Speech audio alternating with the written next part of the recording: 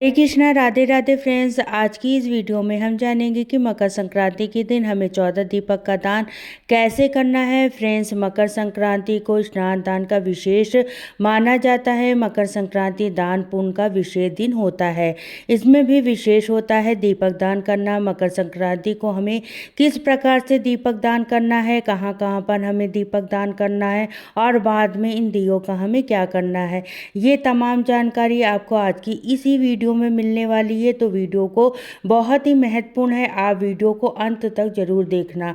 मकर संक्रांति के दिन सुबह मुहूर्त में भी आप इस दीपदान को कर सकते हैं। सूर्य उदय होने से पहले या फिर सूर्य अस्त के बाद भी ये आप दीपदान शाम के समय भी कर सकते हैं। देखिए, मकर संक्रांति जो है अक्सर वो है 14 जनवरी को ही पड़ती है, तो इसमें 14 अंकों का विशेष महत्व है। तो हमें 14 दिए लेने हैं। दिए आप मिट्टी के ले सकते हैं, कोरे हमें मिट्टी के दिए लेने हैं। आप चाहें तो धातु के दिए भी ले सकते हैं, तांबा पीतल के ले सकते हैं, या फिर आटे से भी आप दिया बना सकते हैं। और बाती आप अपने अनुसार गोल या लंबी जैसी चाहिए रुई की बाती आप बना लीजिएगा। इसमें दिए जो जलाने हैं वो हमें तिल के तेल के जलाने बहुत ही ज़्यादा शुभ माने जाते हैं, क्योंकि मकर संक्रांति पर तिल का दान महादान माना जाता है। तो तिल का तेल ले सकते हैं, देसी घी ले सकते हैं, और आप चाहें तो सरसों का तेल भी ले सकते हैं, जला सकते हैं।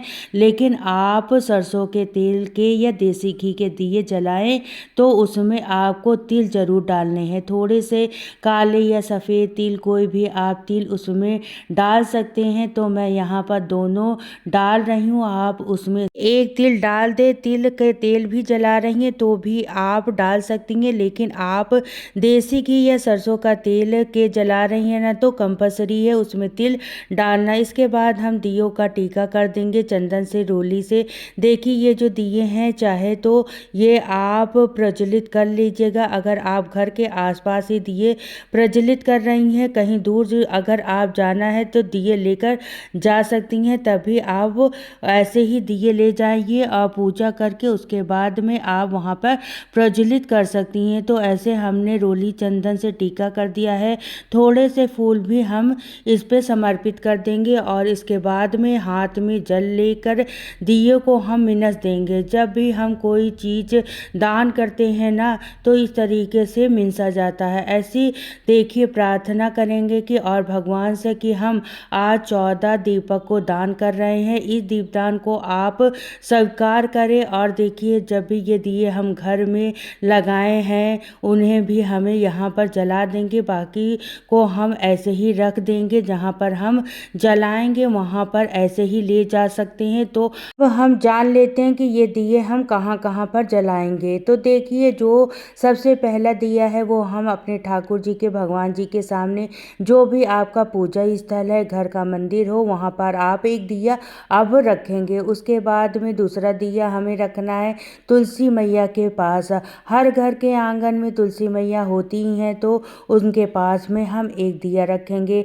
और एक बात ज़रूर ध्यान दीजिएगा कि नीचे आपको आसन ज़रूर देना है, चाहे तो फूलों का आसन दीजिए या तिल का आसन दीजिए या अक्षत यानी कि चावल का आसन दे सकते हैं। तीसरा दिया हम लगाएंगे यहाँ पर, जैसे शमी वृक्ष हैं उसके पास में आप शमी वृक्ष के पास भी लगा सकते हैं। यहाँ पर शमी वृक्ष के पास में अगर आपके पास शमी वृक्ष नहीं है तो कोई बात नहीं, आप इसे स्किप भी कर सकते हैं। और चौथा दिया हमें रखना है दक्षिण दिशा की ओर मुख करके अपने पितरों के नाम का, और आप वहाँ जब दिया लगाएं तो आसन जरूर रखें। पांचवा दिया हमें रखना है खुले आकाश में, यानी कि आकाश दीपदान, जहाँ से भी आपका आकाश दिखता हो वहाँ पर आप रख सकते हैं। फ्रेंड्स, मैं ये दिए लगा कर नहीं दिखा रही हूँ, लेकिन अच्छे से आपको बता दूंगी। और एक छोटा सा दिया हमें रखना है घर की मेन गेट पर, चौखट पर, घर की तरफ। जब आप मुख करके आएंगे, एंट्री करेंगे, राइट हैंड पर हमें ये दिया रखना है। इसके बाद दिए लेकर हम, अगर आप बाहर अगर रखना चाहते हैं तो सातवां दिया हमें शिवालय में रखना है। तो आपके घर के आसपास कोई भी मंदिर हो वहाँ पर आप इस दियों को प्रज्वलित कर सकते हैं, जिसे प्रभु प्रभु की कृपा प्राप्त होती है। देखिए, मकर संक्रांति पर अपने बड़ों का माना जाता है, तो इस प्रकार से इस दिन देवी देवताओं को मानते हैं तो सभी के आगे दिए प्रज्वलित किए जाते हैं, प्रार्थना की जाती है। उसके बाद में 8वां दिया हमें पीपल वृक्ष के पास रखना है, जिससे है कि भगवान श्री हरि विष्णु माता महालक्ष्मी की कृपा प्राप्त हो सके। तो 8वां दिया पीपल के पेड़ के पास में भी प्रज्वलित करना है। 9वां दिया आपको जलाना है शनि भगवान के सामने। तो ऐसा देखिए, अगर आपके घर के आसपास कोई मंदिर हो शनि भगवान का तो वहाँ प्रज्वलित करें, नहीं तो शमी वृक्ष के पास भी आप प्रज्वलित कर सकते हैं। और एक दिया आपको वट वृक्ष के पास जलाना है। ब्रह्मा विष्णु महेश तीनों का वास माना जाता है वट वृक्ष के अंदर, तो उसमें ऐसे हम दिए प्रज्वलित कर सकते हैं। 11वां दिया हमें केले के पेड़ के पास में बृहस्पति भगवान की कृपा प्राप्त करने के लिए, उन्हें मनाने के लिए आप 11वां दिया केले के पेड़ के पास भी जला सकते हैं। और उसके साथ में देखिए 12वां दिया हमें लगाना है आंवले वृक्ष के पास में, जहाँ लक्ष्मी धन की कभी कमी नहीं होती है। यदि मकर संक्रांति के दिन हम ऐसे आंवले के वृक्ष के पास में भी दीपदान करते हैं। 13वां दिया हमें लगाना होगा गौशाला में, तो आपके घर के आसपास कोई भी गौशाला हो आप वहां पर ये दिया जला सकते हैं। और 14वां दिया हमें जलाना होता है यज्ञशाला, मंदिर में यज्ञशाला होता है वहां पर आप जला सकते हैं। इसके अलावा देखिए और एक्स्ट्रा भी मैं बता देती हूँ आपको, वहां पर बेल वृक्ष के नीचे भी एक दिया जरूर से प्रज्वलित करिए भगवान भोलेनाथ की कृपा प्राप्त करने के लिए।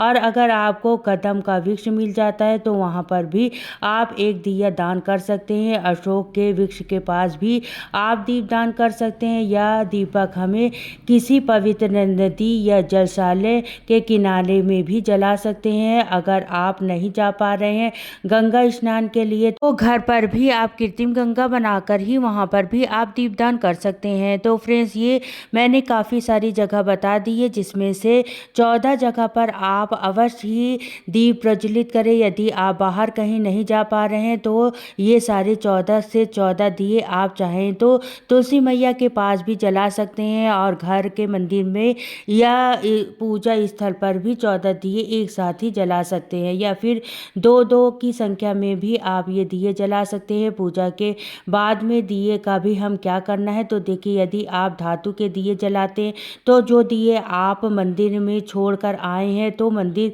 में ही रहने दीजिए। जो दिए आपने घर में जलाए हैं ना, उन्हें भी आप इकट्ठा करके मंदिर में ही दान कर दीजिएगा, क्योंकि मकर संक्रांति पर दीपक का ही दान किया जाता है। अगर आपने मिट्टी के दिए बनाए हैं तो दिए अपने घर में रखे हैं उनका आप विसर्जन कर दें जहाँ पर आप विसर्जन करते हो दिए का। और अगर आपने देखिए आटे के दिए बनाए हैं तो आटे को आप इकट्ठा करके और उसे गौ माता को, पशु पक्षी को या मछली आदि को उस आटे को डाल सकते हैं। इस प्रकार से मकर संक्रांति पर 14 दीपकों का दान यदि हम 14 जगहों पर करते हैं तो इससे हमारे जितने भी देवी देवता हैं सभी प्रसन्न हो जाते हैं, और हमारे घर में अन्न धन की बरकत रहती है, घर में सुख समृद्धि आती है। तो आने वाले मकर संक्रांति पर आप इस प्रकार से 14 दीपदान को आप दान अवश्य करें। आज का ये वीडियो आपको कैसा लगा मुझे कमेंट बॉक्स में ज़रूर बताना।